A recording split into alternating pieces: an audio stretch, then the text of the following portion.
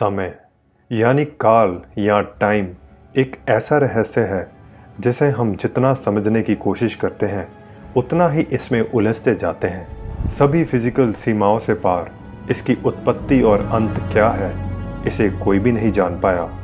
सारे ब्रह्मांड को गति प्रदान करने वाले इस तत्व को आज इस वीडियो में हम विस्तार से फिजिकल और स्पिरिचुअल वर्ल्ड के नज़रिए से समझने की कोशिश करेंगे। आप बस अंत तक हमारे साथ इस वीडियो में बने रहें। एल्बर्ट आइंस्टाइन की थ्योरी ऑफ रिलेटिविटी में टाइम का एक बहुत महत्वपूर्ण योगदान है। इसी थ्योरी ऑफ रिलेटिविटी के भीतर हम ऐसे काल्पनिक सिनेरियो सोच सकते हैं जिनके चलते टाइम ट्रैवल एक संभावना हो सकती है, लेकिन अभी तक हम इतनी तरक्की नहीं कर पाए हैं कि इन सिनेरियोस को काल्पनिक से वास्तविक रूप दे सकें। अगर फिजिकल लॉज की बात करें तो समय यूनिडायरेक्शनल है, यानी ये सिर्फ एक दिशा में फ्यूचर की तरफ मूव करता है। इसके चलते आप कभी भी उल्टी दिशा यानी पास्ट में नहीं जा सकते। चलिए जानते हैं कि पास्ट ट्रैवल क्यों पॉसिबल नहीं है। इसे हम दो थ्योरी से समझेंगे।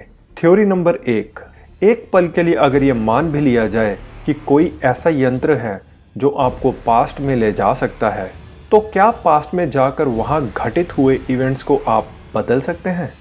फिजिकल लॉज की माने तो ऐसा मुमकिन नहीं है। इसे आपको एक एग्जाम्पल से बताते हैं। मान लीजिए आप पास्ट में जा पाते हैं। वहाँ जाकर अगर आप अपने माता पिता को शादी करने से रोक दें तो इसका मतलब तो ये होगा कि आप पैदा ही नहीं होंगे। लेकिन ये तो एक नामुमकिन इवेंट है क्योंकि आप ऑलरेडी पैदा हो चुके हैं। आप इस सच्चाई को नहीं बदल सकते कि आप पैदा हो चुके हैं। इसी वजह से फिजिकल लॉज आपको पास्ट में जाकर परिवर्तन करने में रोकते हैं। थ्योरी नंबर 2, ये यूनिवर्स हमेशा ऑर्डरली स्टेट से डिसऑर्डरली स्टेट में जाना सपोर्ट करता है। ऑर्डर से डिसऑर्डर में जाने में कम ऊर्जा लगती है, जबकि डिसऑर्डर से ऑर्डर में जाने के लिए ज़्यादा ऊर्जा लगती है। फिजिकल लॉज हमेशा वही राह चुनते हैं जहां कम ऊर्जा लगती है। इसलिए ये यूनिवर्स हमेशा ऑर्डरली स्टेट से डिसऑर्डरली स्टेट की तरफ जाता है। जैसा कि यूनिवर्स बिग बैंग से पहले एक बहुत बड़े बॉल में था जो कि बहुत स्टेबल और ऑर्डर में था।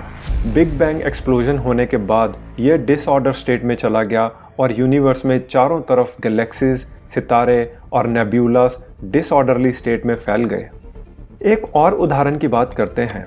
मान लीजिए कि आपने स्क्रैम्बल्ड एग्स बनाने के लिए अंडा फोड़ा और उसको स्क्रैम्बल करके ब्रेकफास्ट बना लिया। अब क्या आप आसानी से इस स्क्रैम्बल्ड एग को दोबारा से जोड़कर अंडा बना सकते हैं?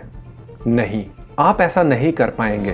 हो सकता है आप कड़ी मेहनत से ऐसा कर भी दें, लेकिन उसमें बहुत ज़्यादा एनर्जी और टाइम वेस्ट होगा। इसलिए यूनिवर्सल लॉज डिसऑर्डर स्टेट से ऑर्डर स्टेट जाने को सपोर्ट नहीं करते, क्योंकि उनमें ज़्यादा ऊर्जा का प्रयोग होता है। ठीक इसी वजह से आप पास्ट में जाकर घटित हो चुके इवेंट्स को चेंज नहीं कर सकते, क्योंकि वो पास्ट इवेंट मल्टीपल इवेंट्स को क्रिएट कर चुका होता है। आप उन सब इवेंट्स को रिवर्स नहीं कर पाएंगे। अब हम ऐसी दो थ्योरीज की बात करेंगे जिससे कि पास्ट ट्रैवल संभव लगता है। ये थ्योरीज थोड़ी विचित्र ज़रूर हैं, लेकिन अब तक बस यही थ्योरीज ही पास्ट टाइम ट्रैवल को सपोर्ट करती हैं। थ्योरी नंबर 1, अगर हम ये मानकर चलें कि पैरेलल यूनिवर्स एग्जिस्ट करते हैं जिसमें कि आप और धरती के सब लोगों की एक अलग पैरेलल दुनिया है और उसमें टाइम धरती के मुकाबले कुछ साल पीछे है, तो उस पैरेलल यूनिवर्स में जाकर आप वो सब घटित होने से रोक सकते हैं जो आपके इस यूनिवर्स में हो चुका है।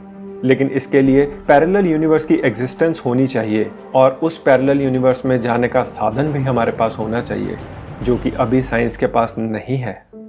ये मत भूलें कि इतना कुछ होने पर भी आप अपने इस यूनिवर्स के पास्ट में फिर भी कुछ चेंज नहीं कर पाएंगे।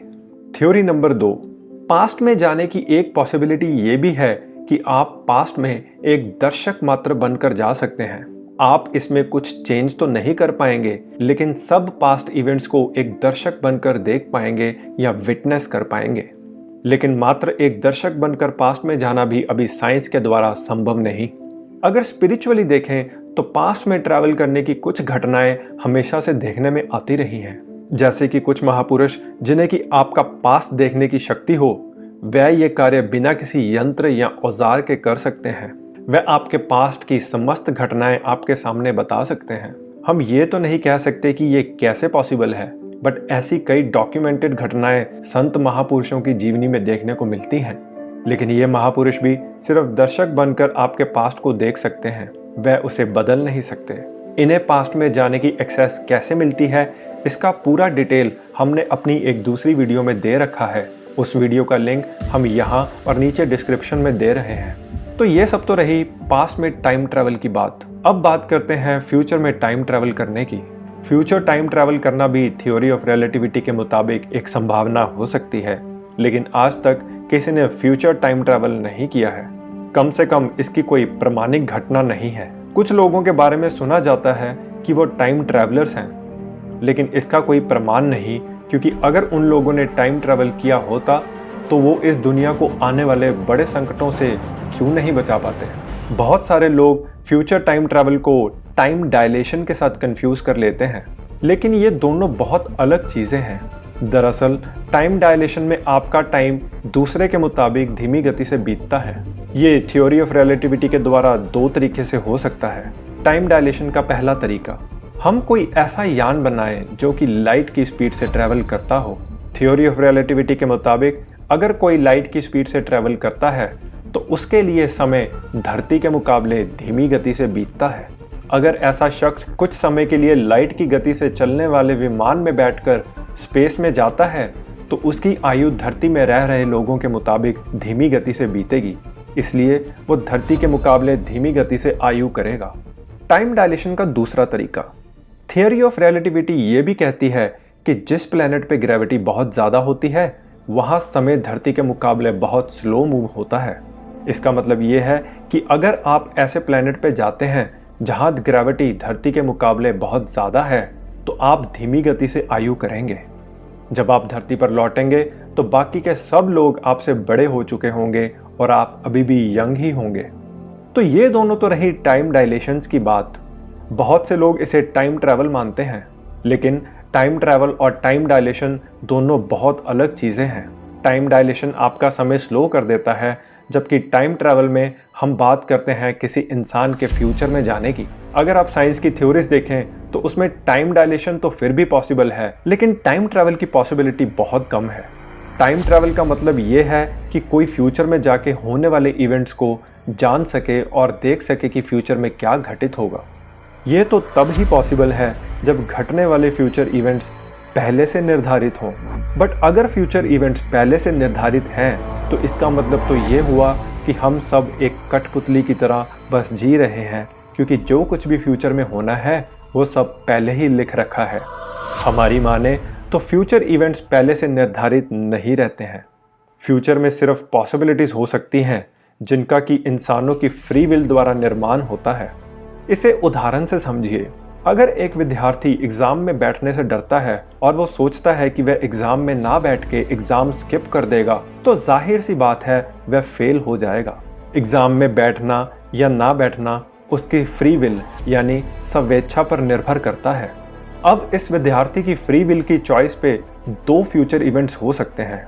या तो ये विद्यार्थी एग्ज़ाम में नहीं बैठेगा और फेल हो जाएगा, या फिर अगर उसने अपनी फ्री विल अक्ल से चुनी और एग्ज़ाम में बैठा तो वह पास भी हो सकता है।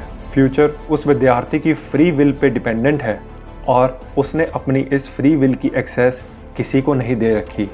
और अगर उसने किसी को एक्सेस ही नहीं दे रखी तो फिर कोई टाइम में ट्रैवल करके उसका फ्यूचर कैसे जान सकता है। ऐसे ही हर जीव के पास अपनी फ्री विल होती है, जिसमें भगवान भी हस्तक्षेप नहीं करते।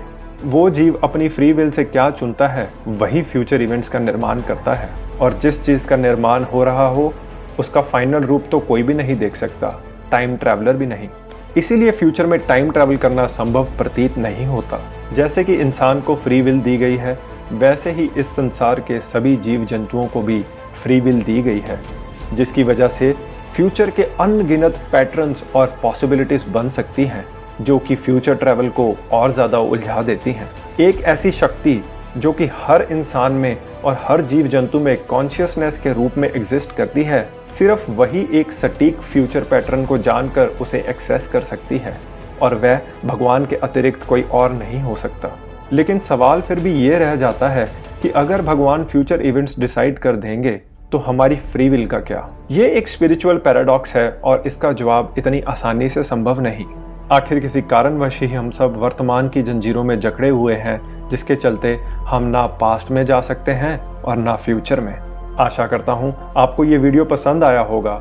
इसे लाइक, सब्सक्राइब और शेयर ज़रूर करें।